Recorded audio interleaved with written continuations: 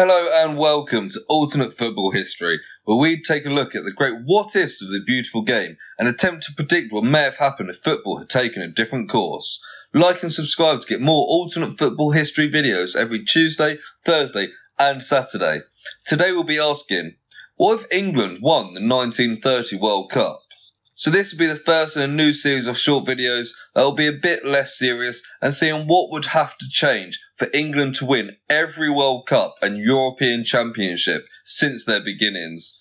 To keep the video short, each video will be independent of the last, and to keep it as simple as possible, every tournament will be hosted where it did in reality.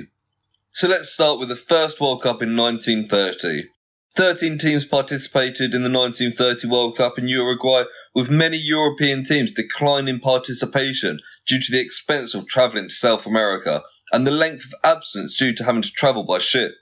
The Uruguayan Football Association sent an invitation to the Football Association in England to try and get some European participation, with no European nations willing to participate yet, and it was turned down by England.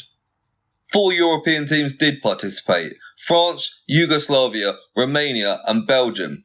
With 13 teams split across 4 groups, England would not need to replace any nations that were there and can simply be added to Group 2, with Group 1 already having 4 teams. In Group 2 they would be alongside Yugoslavia, Brazil and Bolivia. Although England hadn't played any of these nations, we can use other results to see how they could do. The best nation to use for this is Brazil, as after the World Cup they won 3-2 against France, a team that England had played regularly. In the 3 years preceding the World Cup, England had beat France 6-0, 5-1 and 4-1, all in Paris.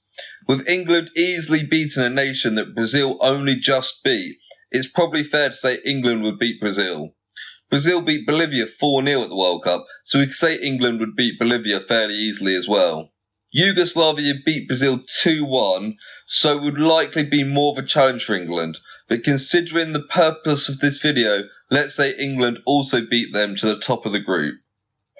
Topping the group would set up a semi-final against host nation Uruguay, recent winners of the 1928 Olympics, who beat Yugoslavia in the semi-final 6-1.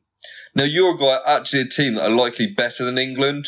They beat Italy at the Olympics, who had just beaten Spain. The next year Spain would become the first non-British side ever to beat England. So Uruguay are a top nation. So what would it take for England to beat Uruguay? Firstly, an injury to star player Pedro Char would help. Considering Yugoslavia went 1-0 up in the 4th minute, if England could repeat that and get a lucky second to go 2-0 up, they certainly improve their chances. Finally, let's say Dixie Dean doesn't fall out of favour with England. The Everton striker scored 60 goals in the 27-28 season at age 21, but would only play for England 3 times after 1929, so let's say he goes to the World Cup in top form. This could be enough to beat Uruguay and set up a final against Argentina. Argentina won 1-0 in the group stage against France, a team we've mentioned regularly got beaten comfortably by England, so England should be fairly comfortable against Argentina and win the World Cup.